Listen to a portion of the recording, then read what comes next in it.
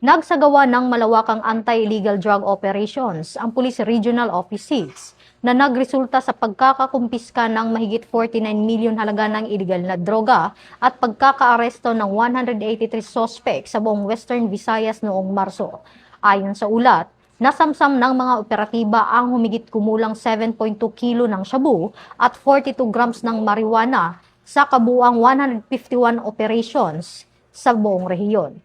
Sinabi ng Police Regional Office 6 na bahagi ito ng kanilang pinaigting na kampanya laban sa illegal na droga at kriminalidad, kung saan target din ang street-level offenders at high-value individuals. Kasama rin sa operasyon ang kampanya laban sa illegal na sugal at loose firearms na nagresulta sa pagkakakumpiska at pagsuko ng daang-daang armas sa iba't ibang lalawigan sa Western Visayas. Ito ang bagong PNP para sa bagong Pilipinas, serbisyong mabilis, tapat at nararamdaman.